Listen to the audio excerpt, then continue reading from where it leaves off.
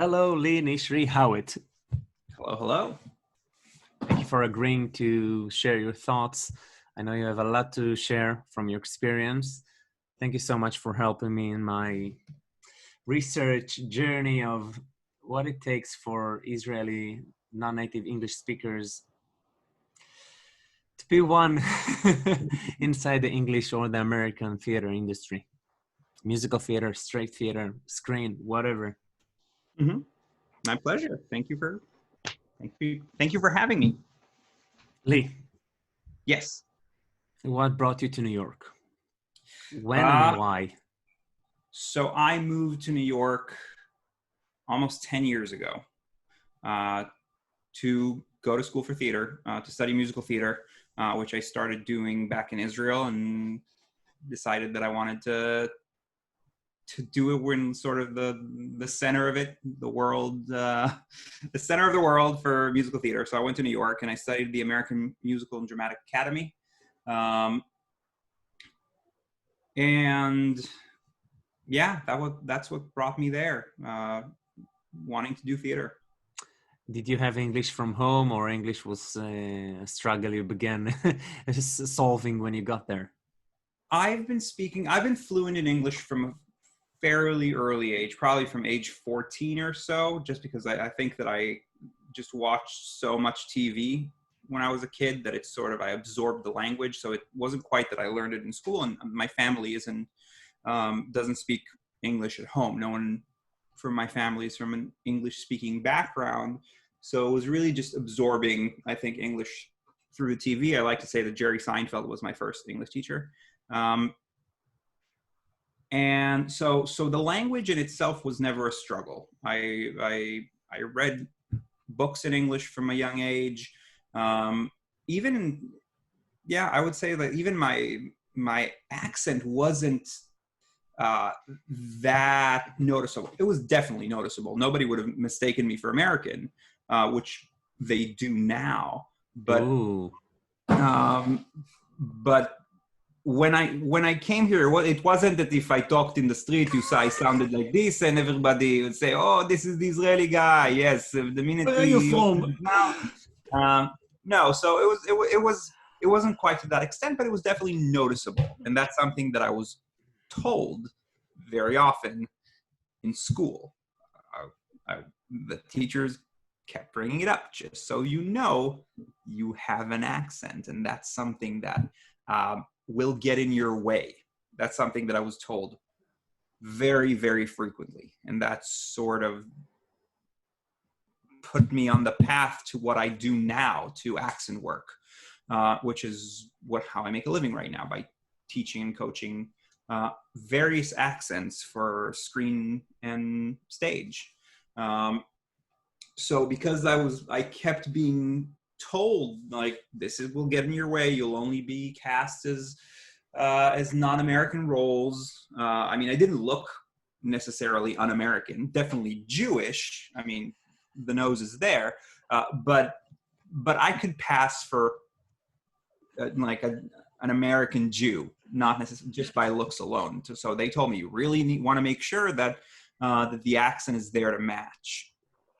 And yeah, so it was definitely a struggle, especially when we were whenever it had to do with anything that had to do with screen work, which we didn't really have a lot of at AMDA. There was very, very, very little screen work. But when we did that, or when I was asking a question about like voiceover work, they were like, you have an accent, right? And I don't agree with most of what I was told about my accent back then, or at least the things I was told to work on. I disagree with. I don't think my teachers had the best ideas about what it means to have an accent, and how a person with an accent can sort of navigate this industry. It's much more complex than you have an accent, therefore you can't do these things. There are plenty of people who do. So please share. What do you mean? I think that when you have the industry and the school system, the acting school environment, they live very far in the past, and things change very slowly in those industries and in these environments.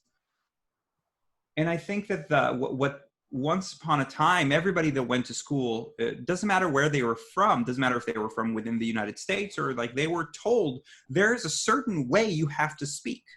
If you think about the movies from the 40s and the 50s where everybody has this really weird kind of stilted accent, even if they were in the US, they had sort of a half British accent. Oh, for a muse of fire that would ascend the brightest heaven of invention, a kingdom for a stage, princes to act, and monarchs to behold the swelling scene. That it's called the transatlantic accent, or the stage standard, or the American standard. It had a bunch of names. And for the longest time in this industry,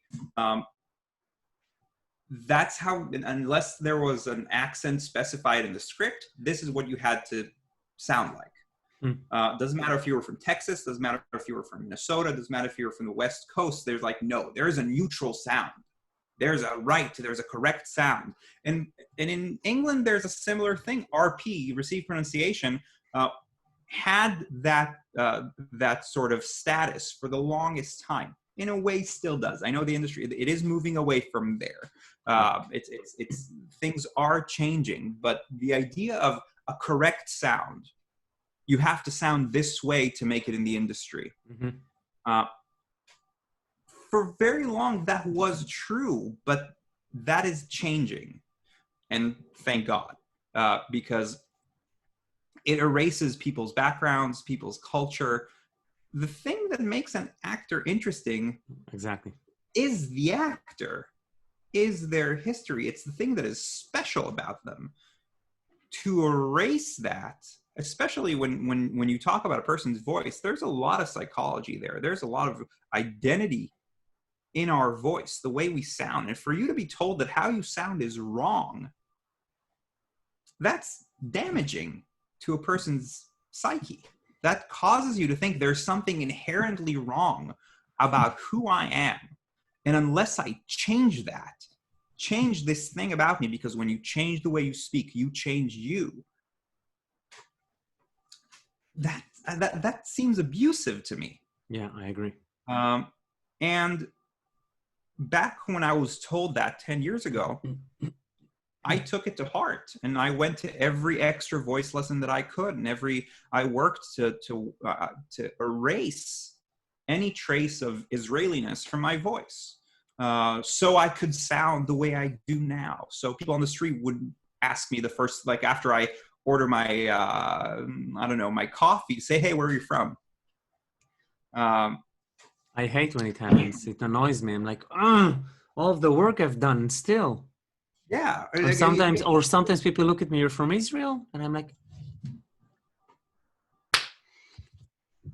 yeah. And why is that wrong? Like, why is it wrong for me not to be from here? How does it diminish what I'm capable of or my ability to portray a role?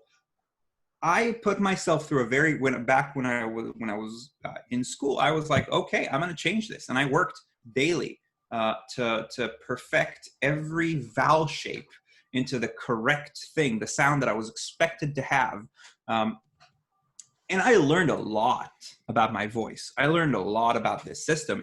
It is the reason I went into voice work. And then when I went to grad school, it was for voice and speech rather than for acting.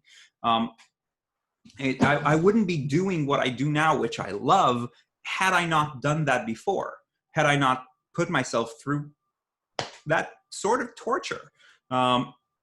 If I were to talk to my past self, if I were to talk to like the person going into school right now, I would say, don't do that. There is a bigger target. There's something more useful that you can do. Learn how to do every accent. Master this system, understand how it works, understand how you can do, whether it's a Polish accent, whether it's a East Texan accent, whether it's in the 1950s or the 1870s, whatever it is. Learn how to be able to do everything, but keep what you have. The fact that you're from Wow. somewhere is a benefit. It gives you something interesting, gives you a different perspective. The fact that you speak another language means that you can think in more than one way because you consider words differently, because languages, especially languages that are not from the same language tree, the Semitic languages and English are from very, very separate trees of languages. They don't have any common ancestors, unlike, for example, English and German, English and Dutch, that have a lot in common. So if I come from German, from a German background, I'm much closer to English than I am coming from Chinese or coming from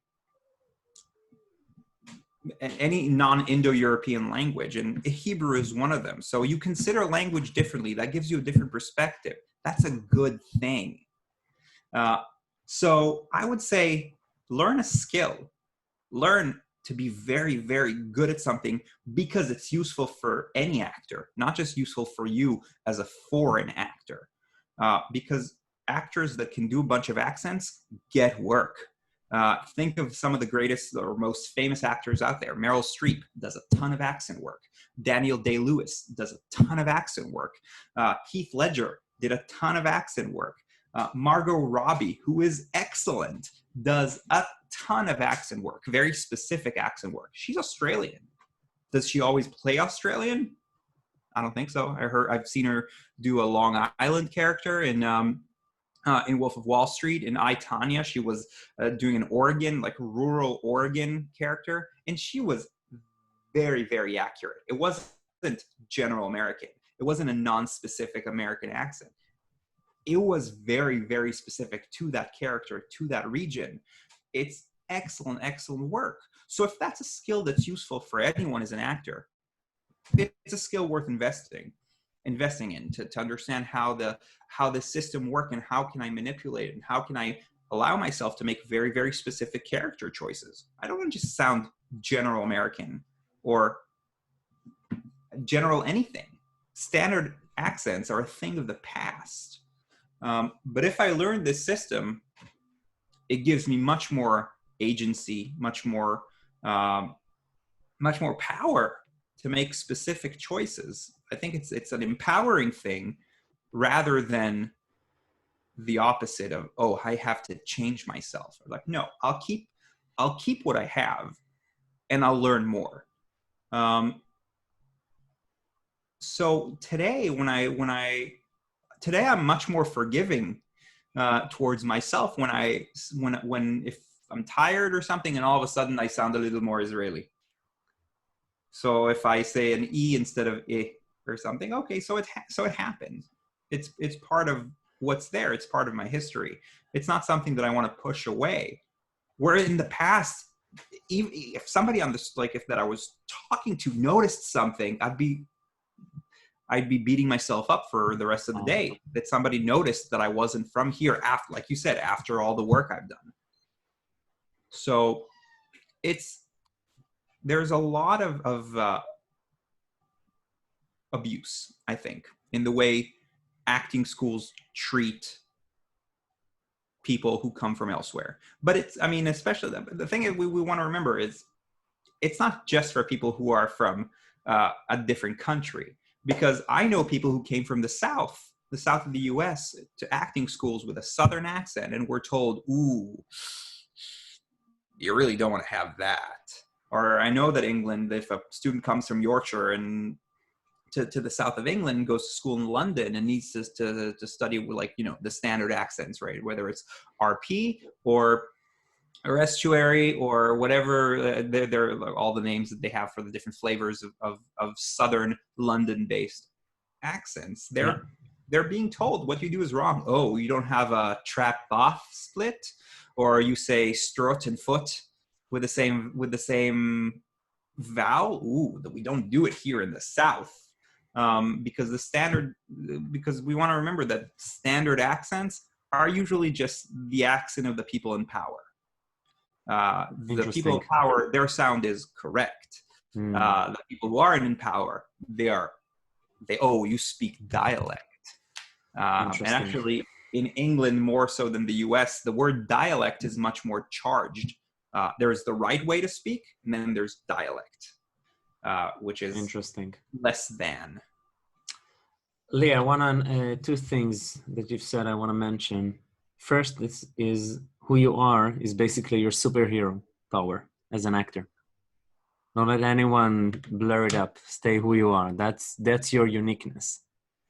And the second one is not only try to sound like a general whatever, American or British, but take it to the, let's say, the chameleon ability with your voice to sound different, to understand what needs to sound different. Now, I want to go into that to break this a bit, working on an accent, or even, let's speak about the Hebrew, Ivrit, which is very here compared to, let's say, let's speak about the American, which you know so well.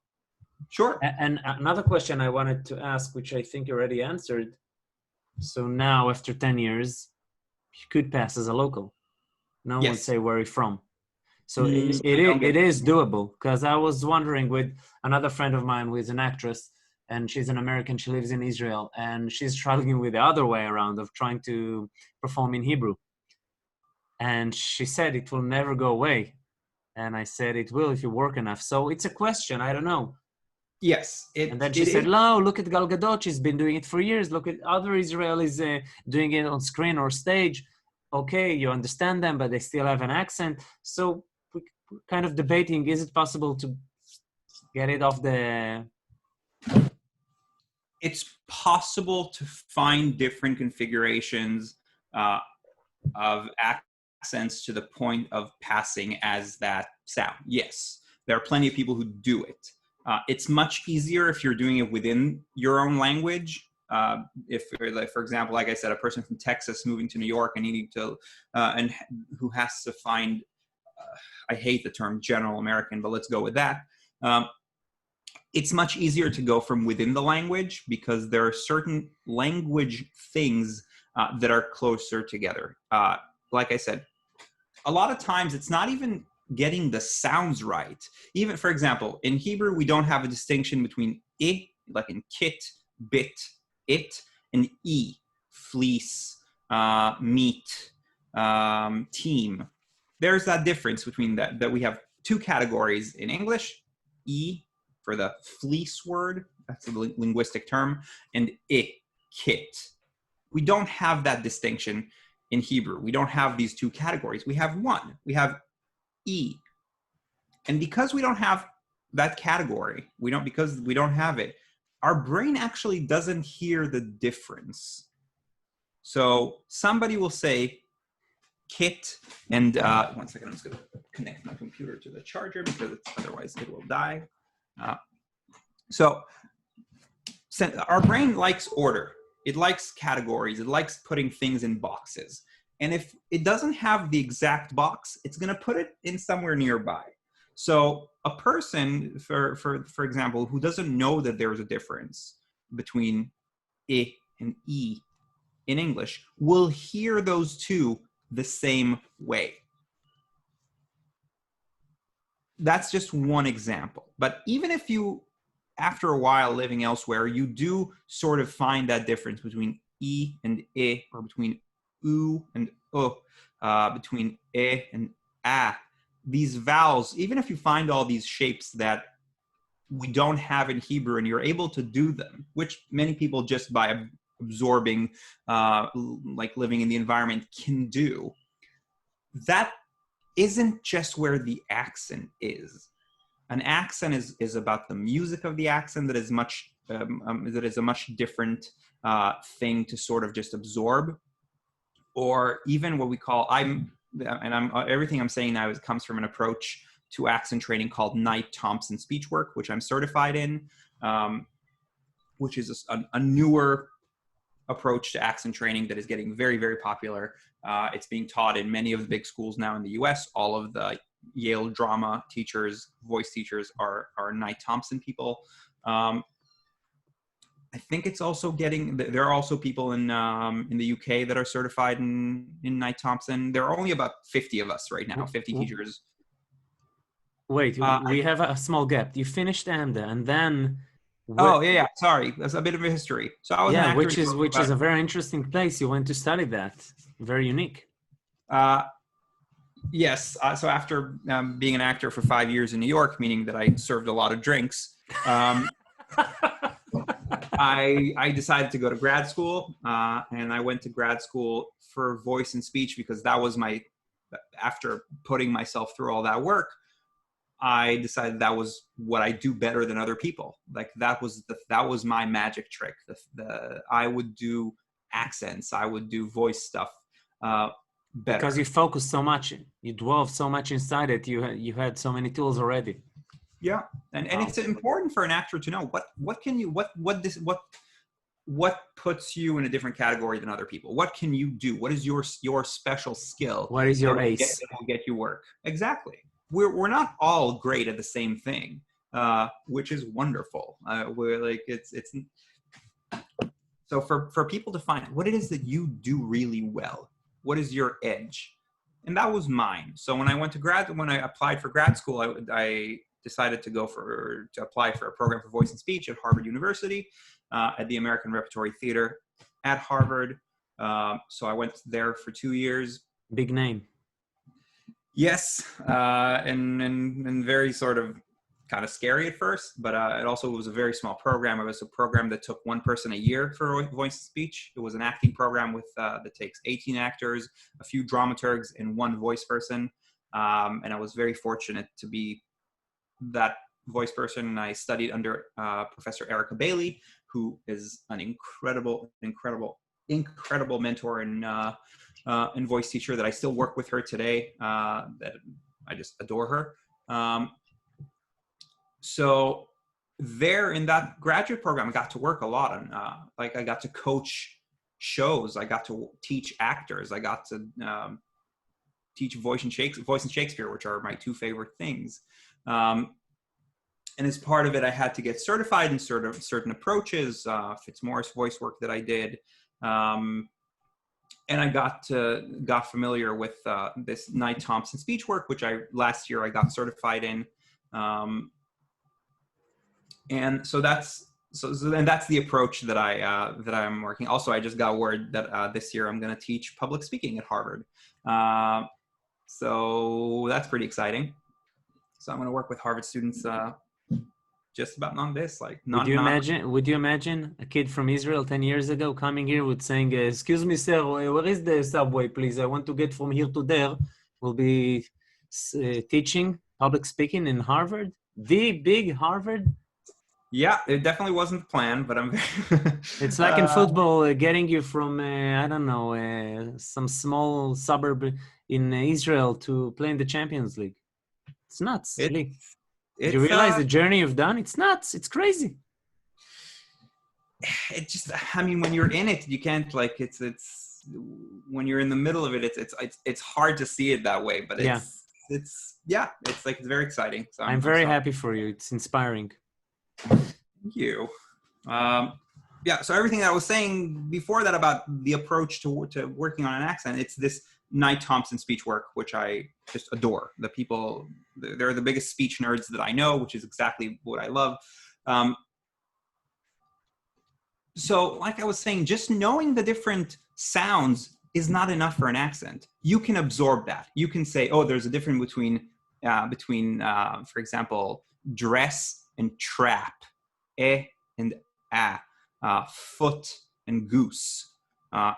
You can learn those by absorbing, but the rhythm of a language is different. That's something that takes a little more careful analysis. The shape of an accent, the way people from different languages, from different accents, they hold their mouth differently.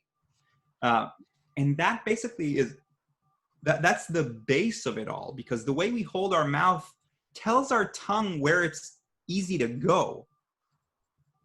Accents are the way they are. Languages are the way they are because they were easy to do in a certain configuration. So it's more than just knowing what the sounds are. It's a lot about knowing what the shape knowing how to move these tiny muscles, because muscles of speech are very small. The tongue is 8 different muscles. It's not one. The lips can do so many different things. How much the jaw moves. Those are very, very different between different accents, between different languages. So all the thing about Hebrew being in the back, which part of your tongue is there? What part of the tongue goes to what direction? How far up or far down is the tongue held? What does the soft palate do? Is it very high? Is it very low? Is it very active? Is the tongue very narrow or very wide? What does the tip of the tongue do? How much space do I have in my mouth? For example, this is just an example that I like using. If I just start from where I am, I'm going to have my jaw very close. And then I'm going to pull my lip corners a little to the side.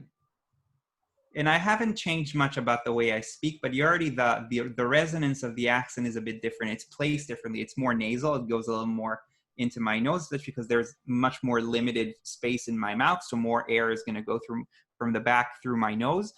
And even before I started doing it, now if I add more of the musicality and the sort of the sound shifts of a specific accent, now I can do a character from Minnesota. Right here, when I do this wider lip setting, very tight jaw, the very low soft palate, it throws me right there into the direction of the accent. Even before I did a lot of this, I changed much of the specific vowels or the specific pronunciation. The shape of this system informs everything. And if I find that, everything else is going to be much easier. Then if I add the musicality of it, even more. Pronunciation, which we think is the most important thing, is the last smallest step. Wow. It's the last 10%. It's the small detail. Because we need to remember also that speakers are inconsistent. We don't always say the same word the exact same way. When I was working on Boston accents for a movie project, I was coaching an actor that needed a Boston accent for a movie. I was listening to speakers, people from Boston, and the same person pronounced the name of the city in 2 different ways. One time he said Boston, and one time he said Boston. Boston, Boston. He's a native-born speaker of a Boston accent. It's like it's not that but we say things differently, and especially people coming from, if I'm doing an accent of not of English, there's much more room for variation because different speakers have adapted in various ways. How long, if I'm playing it, like I say, I don't know, a French character, how long has this character been in the US? Did they just step off the plane? Have they been here for 3 years? Have they been surrounded more by English speakers than French speakers? Did they have an incentive to change the way they speak? It's like, it's not, there's never one version of an accent. Yeah. There are a lot of variability. So if I'm comfortable with oral posture, with this shape of the system, and the music of it, that's 90% of the work. And that's usually the things that people will notice. Not necessarily that eh. They may notice it, but there's plenty of American accents that don't have that distinction. They have an trap. And it's the same exact way for any accent. So if you learn this system and how it works, there's so many possibilities. There are all of the possibilities, not just there's this one accent that I have to master. Nice. Great. So you'll have one thing, maybe, if you actually succeed in that. But you don't have quite the technical knowledge to manipulate this system successfully. Just by absorbing an accent, just by living in the environment, is probably not enough. That's why you see people who moved somewhere 50 years ago and live in the language and still sound like where they're from, because it's not enough to just absorb. There is specific knowledge. There's a specific way to work on this. Some people have that incentive. Some people don't. Gal Gadot is doing really well without having to do that kind of work. So why would she? Mm-hmm. Which Right? brings her a very unique color. Yeah. It adds to her exotic, character. It's amazing. Absolutely. I mean, think about Wonder Woman. In Wonder Woman, they modeled the Amazon accent on her Israeli accent. Amazing. That's amazing. Like, that's incredible. Think, like, what an empowering thing to do. Like, and she's amazing, and we're very happy for her. Yeah, absolutely. She's doing brilliantly. I think so she doesn't need it. But not all of us have that star power. Not all of us have that going for us. So it really also depends on my goals. God bless you.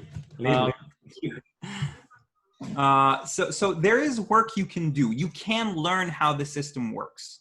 I sort of went through music a little quickly, but if I go back to sort of the musicality or the prosody of an accent, coming from a different language I've used the different musicality all of my life, right? For as long as I've spoken Hebrew.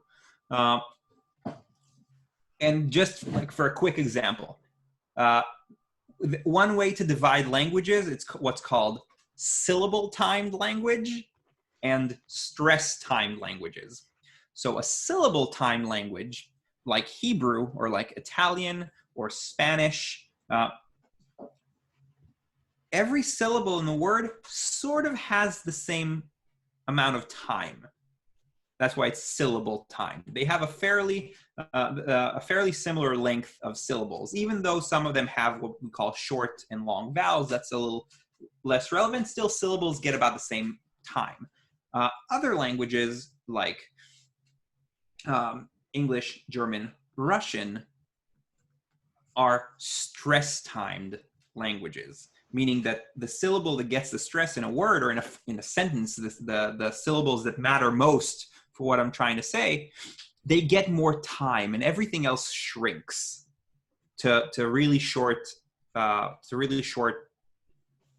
syllables, basically. So if I switch to an Israeli accent, you notice that every syllable has its own place, and that really gives you this da da da da da dan da dan da dan da da da da dan. And it sounds a little like this. We say, oh, Hebrew is staccato. I was like, but Italian does that too. So it's not necessarily staccato. It's just that every unit of syllable kind of has its own space.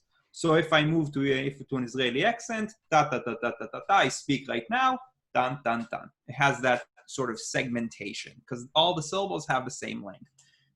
English is a stress time language, meaning that one thing gets emphasized and everything else shrinks. And that happens in every phrase. So it gets a little more this variation of long and short. So it's less segmented. And that happens in British English too. It's not just American. So if I were to do a British accent, if I'm moving into my British RP, right now you still find a bit more of this connection, this more fluidity, if I were to say it that way. It's even, so it has a little more of the connection because syllables work differently.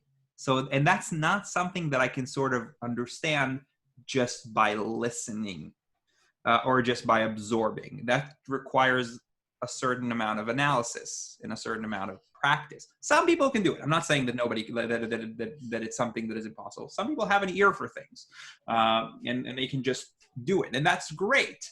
That is very rare. The rest of us have to work. So there's a lot of ways to sort of analyze and practice these different elements of accent work. And if I do that and I get comfortable with it, so I don't have to, like, I understand how the system works and how I can make small shifts to it, I can apply that to any accent, anything at all, not just the one that I think is correct, because there is no one correct way to sound. It's amazing. In Israel, you act in Hebrew. So all of this doesn't exist. You want to do, I don't know, one kind of Israeli, a Russian one, I don't know, a Moroccan one. You just add some kind of accent that you hear from the streets. It's so different. It's like putting a mask of a character. And then when you suddenly start acting in English, so, okay, I need to learn English. And then you understand, you open the world of accent. It's not one English. Okay, so now I was in Hebrew, which is one, one way. And now it's like a tree of many ways. It's crazy. Let's talk about a little bit about Hebrew compared to, I don't know, American. Okay, general American or whatever. And I like the way you mentioned that I think in acting, general is never good. You always want to be very specific as you are as a person. Yeah. General choices never work. Right. So what about should I? So we just talked about musicality. Anything else? The differences. Why is it so? Okay, so you mentioned, which was fascinating for me. I wasn't aware of that. Like to trees, what you said, Semitic languages and not Semitic languages. So if I'm German or I don't know Danish, it's easier for me in English. The languages are much closer. Their origin. They have. If I look at like German, Danish, Dutch, and English, if you go back 2,000 years, they're the same language-ish. Not quite exactly, but they have a joint ancestor. They share a lot of vocabulary. They have a lot more in common, whereas Hebrew and English really don't. So Hebrew comes from the tree of Semitic languages? Yeah, which is a different, like Arabic, Aramaic, Samaric, I think is the name, or about like it's one tree of languages, and then the Germanic languages are from a different, more. There's a Germanic language tree, and that connects back to the Indo-European language tree, which actually also has like Persian as part of it. Indian languages, they have a joint ancestor with all of these. Amazing.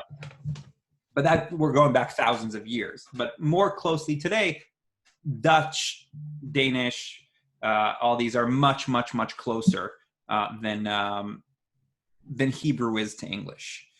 So right now, when I say, for example, even let's take one of the most common vowel in English doesn't exist in Hebrew. This the schwa, we call it. It's this unstressed vowel that we find this. For example, in the word about, or if I say, or the name of my professor is Erica. It's not Erica. We have the in Hebrew, but we don't have this and that is the most common vowel in English.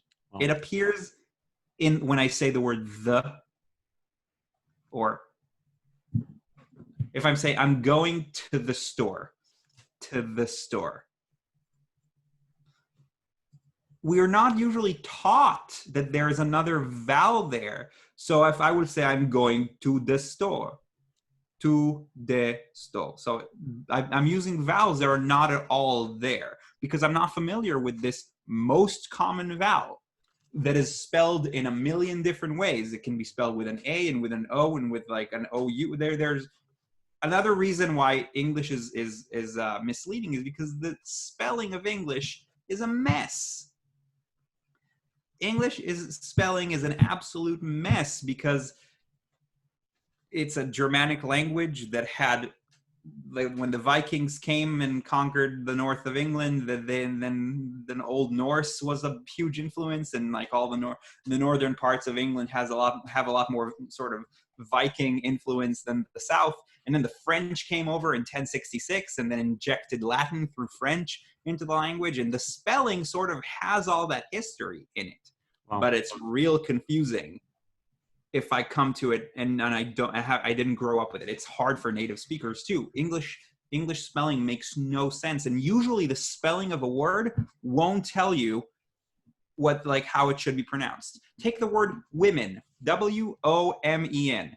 The first vowel in women is I. like we said earlier, like kit and it and Tim. But it's spelled with an O. But that O in the word love is a different vowel. In various configurations, the same spelling would be a million different pronunciations. Take a word like, No, go ahead. In Hebrew, we have A, E, I, O, U. Mm-hmm. Most languages only have a small collection of vowels. English has about 30. Compared to 5 we have in Hebrew. Yeah. If I take diphthongs, which are a combination of vowels. And does Hebrew have diphthongs? They sort of do. Like we're taught in Hebrew class in like high school of kibbutz diphthong. They were more common in the Ashkenazi pronunciation back in the day of Hebrew, but that's not quite the Hebrew that is spoken now. Usually what we do is that we break diphthongs, which are combinations of two vowels, into sort of two equal length vowels. Hey, a, whereas an American would pronounce it hey, hey, on one syllable, one motion, and we sort of break it in the middle. That actually isn't the hardest part of diphthongs. Are fairly easy adjustments to make, but the American R sound is really difficult for many people. It's very difficult for many people around the world, actually, because the American R, the North American R of Canada and the United States, doesn't really happen in most of the world, even the English-speaking world. It's different than the British R. It's different than the South African one. It's different for many other English-speaking countries. This this action in the back of the mouth. So it's there are some sounds that are in the what I would call the Israeli oral posture that are more difficult to do. For example, there are two types of L that in English that we don't think about. There's the and there's the ul. And if you ask Americans, they don't know that. They don't know that they pronounce their L's differently. Sometimes they pronounce them without the tip of the tongue even going behind the teeth. If I say cool, I'm doing a different L than the two L's that I just mentioned. Like a dark L and a light L. Yeah. In Russian, the same. Yeah. Well, in Russian, it's even different because they have the ul and then they have the ya, right? Which is even another element that happens that is separate from these two things that happen in English. Pravda, dорогой, да. 3 months I taught at the Moscow Art Theater for 3 months as part of grad school, which was a wonderful, wonderful experience. Too bad I don't speak Russian. So there's so much variation within the accent that native speakers aren't even aware of. The Americans don't know that is what they do. There are a lot of sounds that they use that they're completely unaware of. And if they're unaware of, how are we as people moving from a different language, from a different country, how will we notice them? And that's why it takes the specific work, the sort of this magnifying glass on the system that is required to make these shifts. It's not enough to just absorb them. Amazing. Okay, so Lee, we talked about the vowels. Yeah. A, E, I, O, U in Hebrew, and compared to, you said around 30 in English. Yeah. Okay, and a bit about diphthongs. What about syllables or what other challenges? What are the main ones? In terms of pronunciation, a lot of compared to Hebrew. Compared to Hebrew. Hebrew to American. Well, it's funny because if you think about it, we have sounds that are so difficult for Americans, cha and ra. We have a lot more variation in the back part of our system, and between the back of our tongue and our soft palate, or the uvula, actually, let alone sounds, for example, that we know from Arabic, like ha and ra, that sound like to Americans as if they're impossible to do. I'm trying to think of like specific challenges. What about syllables, like the age? I struggle with the age. Like, oh my god, the Yeah. sounded one and the unsounded one, nightmare. Yeah, because a th sound is a sound that doesn't exist in most languages. There are actually just a handful of languages that actually have that sound. Whether it's I think like Icelandic has it, and English has it. Some forms of Arabic have it, and basically that's it. Yeah, it's a sound that we don't really use our tongue and teeth for when we speak Hebrew. So it's a new configuration to learn. I will say the consonants are much easier to learn than vowels because consonants only happen in one place. If I put the tip of my tongue between my teeth and then I just throw air there, that's it. That's the sound. Now, if I am new to it, I'm going to use a lot of muscle to do it. I'm going to do like, yeah, and my tongue is going to go way out. So I want to find how little do I need to do? What's the minimum amount of work that I need to do to get this three thirsty 30-year-olds? Small muscles do small work. It's precision work, not force.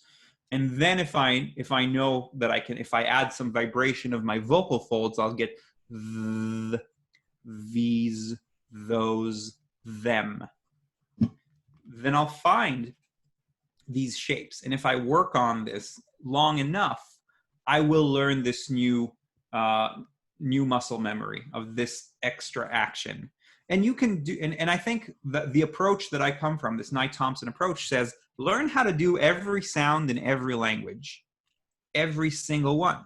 So do a German ich, or there are sounds that I like that actually, or click sound that exists in certain languages. Or there's in one of the languages in like the south of Russia, there's a language that has a brr as a speech sound. Or for example, in languages in Asia, there are sounds that I love. They're called voiced implosives, like ba and da, ga, that are part of speach. If you Sounds learn like how Mongolian. I think they probably also have it. I'm not sure, actually. I'm not familiar with that specific language. But all sorts of sounds that use different parts of our mouths. And if we learn all of them, we have so much ability to manipulate these things. So if we think, oh, so a TH sounds between the tip of my tongue and my teeth, and it's a fricative sound, so it has that feeling to it, just like sh and that feeling, that's the type of sound that it is. Then I know that if I just make it in this area, I have the recipe for the sound. I know it's unvoiced, meaning my vocal folds aren't working, and it's between the tip of my tongue and my teeth. That's the location, and the type of sound is this fricative, this rushing sensation. Then I know that, oh, okay, I have the recipe. Interesting. Just like if I were a Japanese speaker, I wouldn't have, for example, I wouldn't have a sound. I wouldn't have an F sound because they don't have that in the language in Japanese. So, and they actually do it for between their two lips. They do.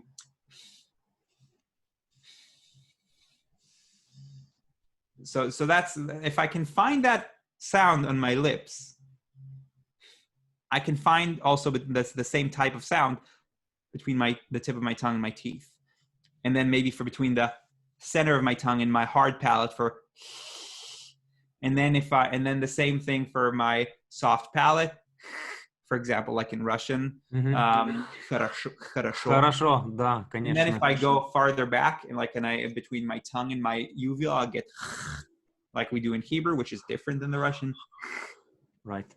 If I go farther between the back of my tongue and my throat, I'll get like we do, like we have in Arabic. I'm learning this whole system.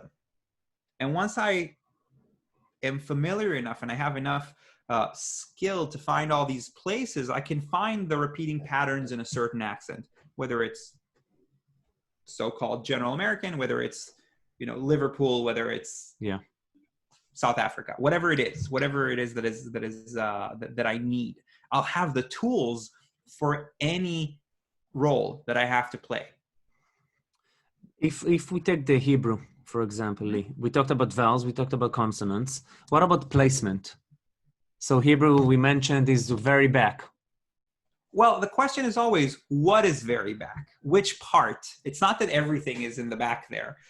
If I think of for example, of the oral posture of an Israeli accent, you'll notice that my lips don't go very forward and they're not very round. Right now, if I say goose, for example, oh yes, I have a very nice goose. I took my goose to school.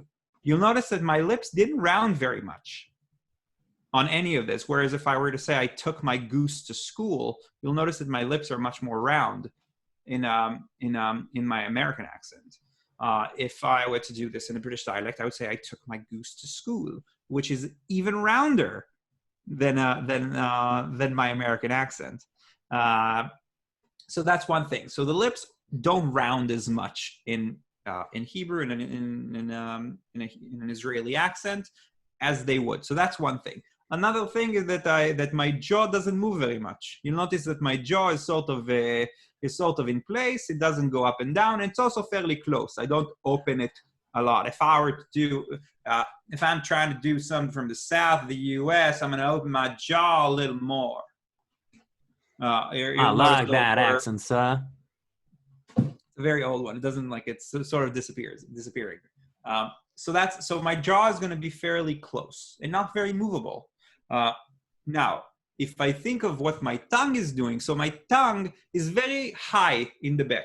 So the back of my tongue is very high. I don't think it goes too far back. I think I actually feel a lot of space there in the back. But I think that my tongue is fairly high. Also, my soft palate is fairly lifted. That's why I find a lot of space there, and that space creates a certain resonance that we call, back of throat resonance. It's a problematic term. It's not quite that. But if I think these things, if I think lips that don't round, jaw that is fairly close and doesn't move a lot, but the back of my tongue is high and my soft palate is high as well, I get this sort of feeling of this is the oral posture of an Israeli accent. Now, if I let my tongue go down a bit, if I let my soft palate go down a bit, if I allow my lips to round a little more, if I allow my jaw to be a little more loose, I'm moving more towards the oral posture of many, general American accents. You'll notice that my sound is more nasal because that low soft palate directs more air towards my nose. Nasality is the result of the oral posture. Resonance is the result of the oral posture. I'm not aiming at a specific resonance. I'm aiming at a shape that creates the resonance. Mm-hmm. Because again, my ears are not very reliable. If I listen to an accent and I hear a type, it sits somewhere, I don't know that I can recreate that just by aiming at the resonance. However, if I aim for the shape, that resonance will happen. Just like we did earlier with the Minnesotan accent, if I have this lip corners going here and I have very little space here in my mouth, a lot of it is gonna go right here into my nose. And that's true for every accent. The oral posture is the most important thing, the first thing we do. And usually it's not something we think about at all. We think about sounds, we think about vowels and consonants. And like I said, they're like 10% of the work. There's so much more. There are so much bigger targets when I work on an accent than the saying I and E. Okay, let's dwell a little bit into that, Lee, if we can. When you take an accent, so you say first thing is the oral posture. Yes. What's next?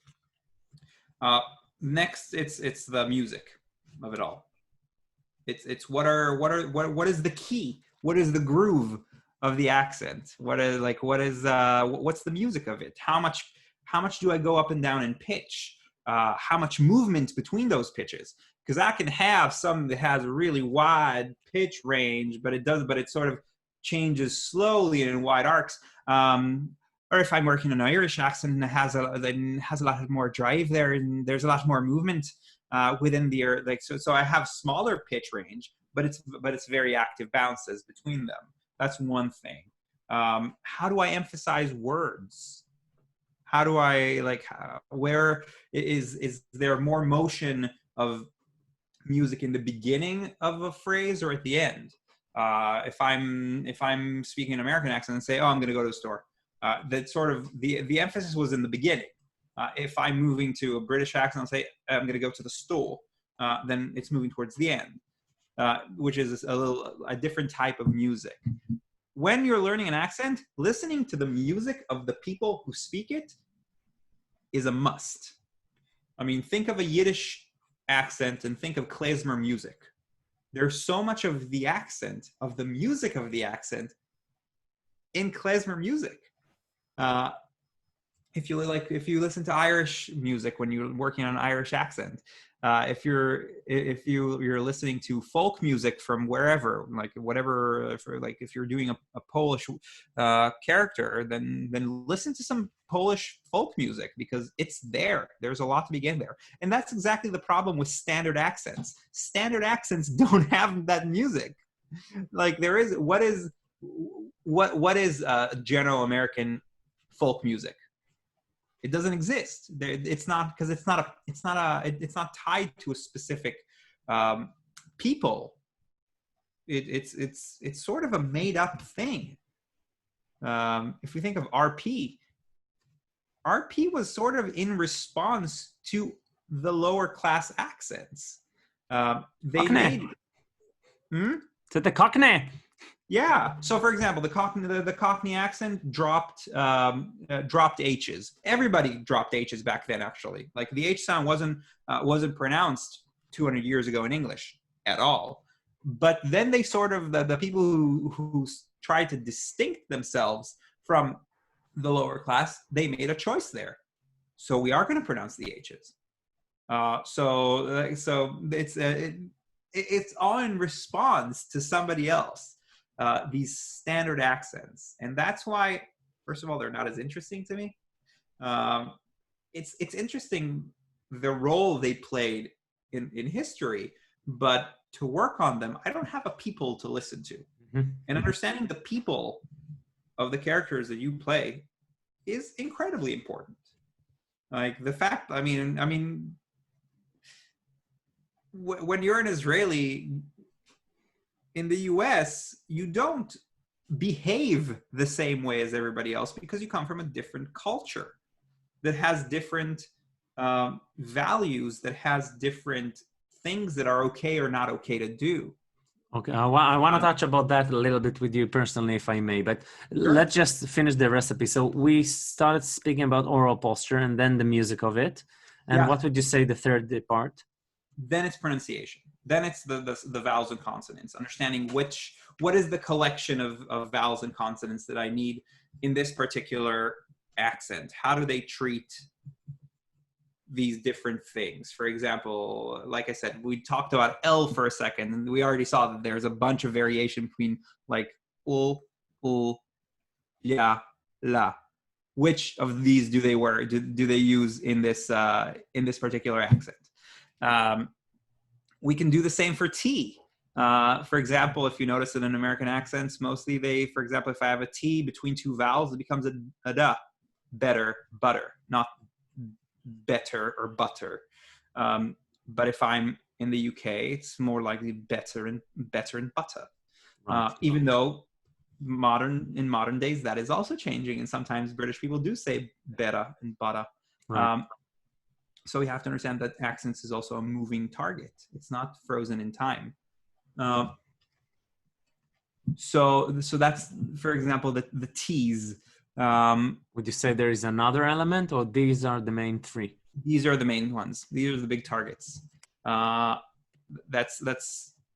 in Nye Thompson speech work, the approach that I am certified in, that I adore. This is how we work. This is how I teach my students to learn an accent, any accent. So my students have to do a project where they choose an accent of like something they think will be useful for them in terms of what the roles that they can realistically play. And they have to do this analysis. They have to do listen to people, analyze, come to conclusions, practice it, and then present the accent. And that means, and if they do it once, that means they can do it a million times, and they can do it on every single accent out there. It's such a super useful tool for actors. Crazy. Yeah. It's not something you're even aware of when you speak, I don't know, in your own language, which is not English, in Hebrew, for example. You're not aware of those. Because it doesn't feel like I'm doing anything, right? It's just how things are. But no, it has a shape. It has a music. I can analyze it. I can find, and it's much harder when it's on yourself. But that's sort of what you learn when you learn the system. What are my habits? Where does my tongue want to sit when I'm not thinking about anything? What do my lips do on these shapes? Do I say goose or do I say goose? Amazing. Okay. So the pitch, which I wanted to ask you about, Lee, you said you already consider it as the second part of the music of the language, with the length of the vowels, and the consonants, which we spoke before, timed or untimed. Okay, amazing. Can I ask you a few personal questions? By all means. So it's not only the language, it's not, even if you got all of these three and you move to a different, I don't know, an English speaking to New York or London or wherever. For me, the cultural difference was shocking. How was your experience with that, culture-wise? I felt like I'm an alien. Yeah. I mean, especially because, and actually it was probably different for you because we're not as exposed to British culture in Israel as we are to American culture. When I moved to New York, it was everything I've seen on TV, right? And it was like I've seen those places before. I was in New York and I see Times Square and I see Central Park and I see all these things. And I was like, I sort of know it, but I really didn't. And it's a lot of relearning, sort of, and it's learning by mistakes, like everything else, of like sort of what is okay and what is acceptable. What's like what is when you do something at a restaurant, or you're like you're being too loud somewhere, or you're doing something that isn't acceptable or not appropriate to say in a certain environment. It's a lot of learning by mistakes. It's not something that I have a recipe for. That I think that is something that you sort of learn by experiencing. What are the rules of the place? What are the things you learn that by the way people respond to you, and then you make a choice. Do I play by those rules or do I not? Or how much am I willing to play by these rules? Or where do I draw the line? What will I not accept? And that takes time, but I think that's something that people do learn by, swimming with the sharks. So I like when I got to New York, I felt like everything I saw on TV, no matter how crazy or just like how much I thought that was like, no, there's no way people are like that. Everything was true. The good things, the bad things, it was all there. I've seen frat boys, and I've seen like I don't know, all the cliches, all of them were correct. Every single thing. And that is also was kind of like surprising, because you're like, no, surely this is an exaggeration. And I'm sure you felt that, for example, I don't know, with British distance or... Oh my God. I started hugging everyone until I understand like they're going to call the police in 5 seconds. Yeah. And that's how you learn, that by making mistakes, and hopefully mistakes that don't land you in jail. But yeah, hopefully. What would you say the main obstacles coming from a non-native English speaking country, like for a performer to an English speaking language? So would you say it's first the cultural, or would you say it's the language, or would you say something else, like from your experience? I think it's just the otherness of you. You are something different. You are something that they're unused to, and So it's the not only the cultural, the mental yeah, it's journey you go through. Yeah, it's I mean, and also just because the world is racist, and we put people in groups, and we judge people by their otherness, and we use their otherness um, to keep them away. The industry is not a welcoming place, as much as we would like to think of the bohemian lifestyle of theater and art. It's the industry is ruthless, and they will make you an other. I heard those things. I mean, I really don't know the English market, but I heard it's like pretty racist. It is here too. That's the thing is like, there are plenty of people here. Doesn't matter where they're from, but it's like, oh, you have an Eastern European accent. Maybe like we'll let you play prostitutes. Or you are from this place, and therefore these are the roles for you. Be grateful that you get those even. And you have to have thick skin and say no. And fight for your opportunities, knowing that those forces are out there. There is no guarantee for success in this, ever. This is a terrible, terrible profession to be in, which I love and I adore, and I wouldn't do anything else. But that's why we do it, because there is nothing else we can see ourselves do. I don't see myself as a lawyer. So we accept this and we say, well, I'm going to do it anyway. Okay, just a sec. My little baby is calling. And then when we come back, I want your tips, like your 3 golden tips. Will do. Hello. Hello. Lee, your 3 golden tips for non-native English speakers trying to get themselves in the industry. Oh, just a sec. I'm sorry again. No. And here we go. Thank you. Sorry. No. In Britain, you say sorry very much. A lot more than you do in Israel, I'll tell you that.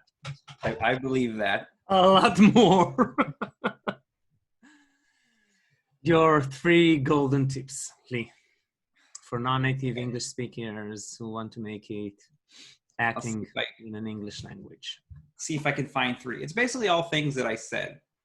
Understand that the thing that will get you work is who you are. There is no one else that can offer what you can offer. Whatever role you'll play, it'll be special because it's you. The actors that you look up to didn't try to be like anybody else. The best actors didn't try to be like anybody else. So you are the most important thing about you as an actor. The more interesting you are, the more interesting your acting will be. There's no other thing that you need to be other than you. You just need to be you in various configurations, truth in under imaginary circumstances, to quote Stanislavski. That's 1. 2, know that people will try to put you in a box because of where you're from and how you sound. Don't let them. Don't let other people tell you what you need to do with your voice, with who you are. You make the choice, and you can make better choices than erasing who that is, than hiding who that is. Learn how to do anything. Like, learn how to do any accent, and then keep yours when you're not acting. I didn't. I wouldn't do it again. I changed the way I speak on a day-to-day basis. This is how I sound now. I don't try to put on an American accent when I speak now. It's just the thing that is there because I've done it for so long and I cared about it for so long. I wouldn't do it again. And now like I said, I'm much more forgiving when I don't. I feel much better now about not sounding American all the time than I did in the past. I know that if I need it for a role, if I need it for for acting, I can sound perfectly American. I've worked on it. I can do it. I can do it with no slips. I've worked on it enough that it's there when I need it to be. But when I'm not acting, I don't care about that. And number 3. The number 3. Trying to think about something. Yeah, I don't know. These are very like general truth in acting, no matter English, not English, accent, not English, British, American, whatever. Be yourself. Don't let people tell you what's possible and what's not possible for you. Decide that for yourself. And I say, find your strength. Find the thing that you know you can do better than anybody else. What is the thing? Is it singing? Great. Is it dancing? Wonderful. Is it comedy? Is it what is your special thing? Keep adding to your special things. Learn new skills. You never stop learning. If you stop learning, you stop growing. You're not going to get farther than where you are right now. It's a craft. I would say even tip number 4, always keep working on your craft, on your tool. You have to. Like, learn a new language. It'll help you with everything else. Learn a new skill. It'll come in useful at some point. But do it because it's fun also, not because it's good for my career. Right. Do it because it's fun. This acting is fun. Yeah, acting is fun. We tend to forget. It becomes too serious. Yeah. Yeah. It doesn't matter if you play Hamlet or you play, Elphaba. Whatever it is, it's fun. Even the tragic characters, it's fun to do. They say that the best way to ruin an actor's life, give them a job. So be excited about working on accents. Be excited about that. Not do it because you feel like you must. Be excited about acquiring new skills. Be excited about learning new things you can do. That honestly, once you do it a few times, they're impressive. People who can do these things, they get hired and rehired. It's a great skill to have as an actor. It applies to singing too. Singing an accent, it's slightly different because you have to modify it for something a little different. But yeah, it is also doable. Accents in musical theater, right? I think what you just said, be excited about it, about life in general, is a very essential tip. Yeah, I hope to live to it. Life is too short to take it too seriously, and that's why I want to bring my little red nose. Say, thank you so much, Lee Nishri. My pleasure. Good to see you. It's a pleasure seeing you. Thank you so much. תודה רבה על כל הטיפים. מעורר השראה. בכיף, תמיד. Okay. Bye. See you soon, hopefully. Amen. Bye.